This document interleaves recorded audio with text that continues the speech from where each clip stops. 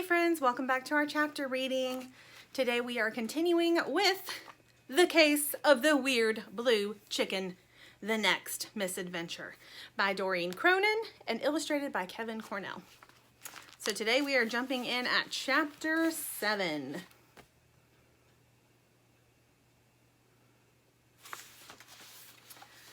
We've got to find your brother, said the little bird.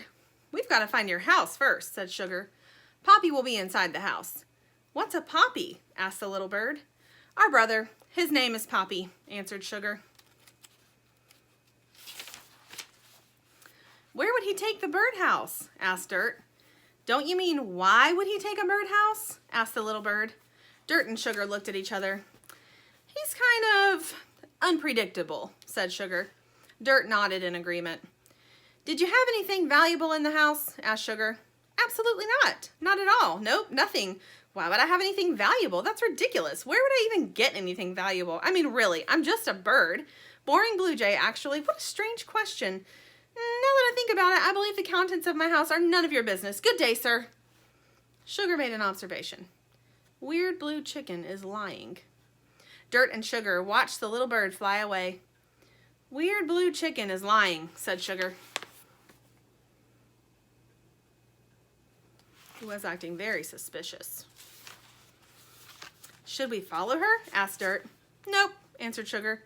She's scared. She'll be back. We should go, said Dirt. Right now.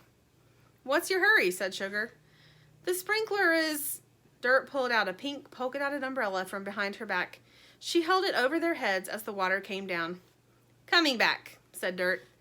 How do you do that? Asked Sugar. No idea, said Dirt. Impressive, said Sugar.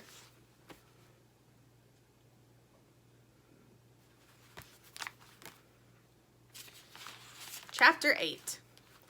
We have to find the little blue bird, said Dirt. She was pacing back and forth in the chicken coop. We don't have her scent, said Sugar. She refused the Q-tips. At least now we know why. Why? Asked Dirt.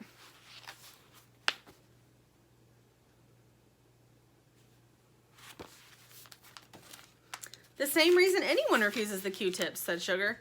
She has something to hide. We need JJ on this, said Dirt. I just told you we don't have her scent. JJ won't be able to find her without it, said Sugar. I might be able to help, said Sweetie. You helped us already, Sweetie, said Dirt. You did a great job washing the shoe. No, really, said Sweetie. I think I can help. That would be great, Sweetie, said Sugar. She patted her sister on the head. Now why don't you go back in the shoe and keep an eye out? But, said Sweetie. Back in the shoe, please, said Sugar. We need you there. Sweetie shrugged and hopped into the shoe. I knew that weird blue chicken was bad news, said Sugar. Maybe we can set a trap for her.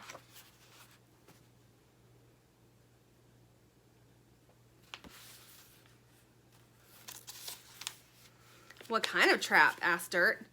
I'm not sure, said Sugar. Let me think about it. I'll tell you what I think, said Sweetie from inside the shoe. I think you better go find Grumpy Squirrel. Why in the world would you think that? Asked Sugar. Sweetie stuck her hand out of the shoe. She held a note. Dear Chicken Squad, someone has been stealing my acorns. I'd like to borrow a hammer. Signed, Grumpy Squirrel.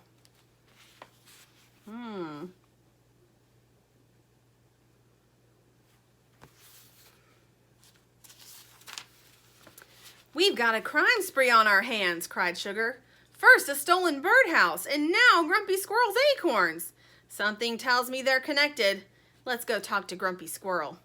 Nice work, Sweetie, said Dirt. I knew this shoe was the right place for you, said Sugar.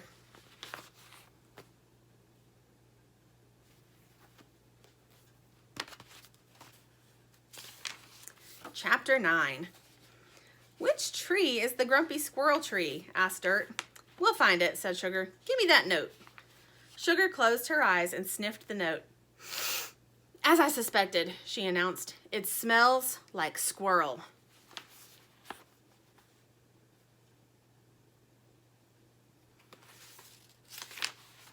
Now what? Asked Dirt. Now we follow the trail, said Sugar. Sugar, Dirt, and Sweetie made 4 left turns around the chicken coop to make sure they weren't being followed. Sugar stopped every few feet and sniffed. She was hot on the squirrel's trail. Her eyes were squinty, her face was serious. Her head was down. Sugar walked across the yard, hopped over the sprinkler, and then circled the bottom of a giant maple tree. "This is it," she said. "The trail ends here. This must be where Grumpy Squirrel lives." Dirt and Sugar looked up. Grumpy Squirrel was looking down at them. "Wow," said Dirt. "You did it. You tracked Grumpy Squirrel." "Of course I did," asked Sugar. "The wet earth from the sprinkler really helps to raise the scent."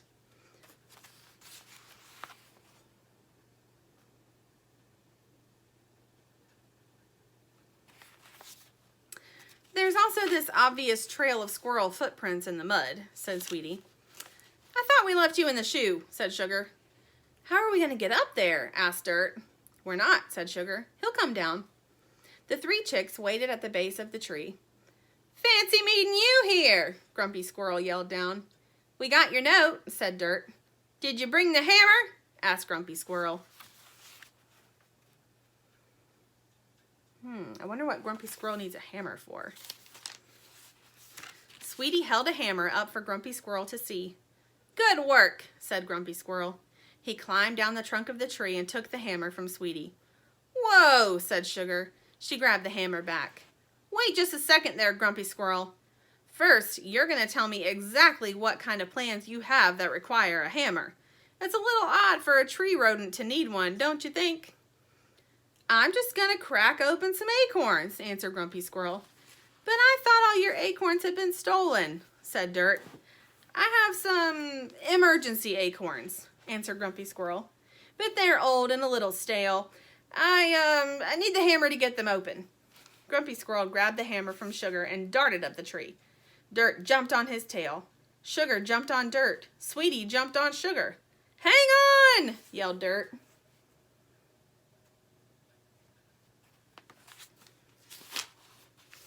Grumpy Squirrel ran full speed up the trunk of the tree and then made a sharp left turn. He ran to the end of a branch and then leaped off it, flying through the air and aiming for a branch of a neighboring tree. He missed. "Ah!" yelled Grumpy Squirrel. "Ah!" yelled Sugar. "Ah!" yelled Dirt. "Ah!" yelled Sweetie.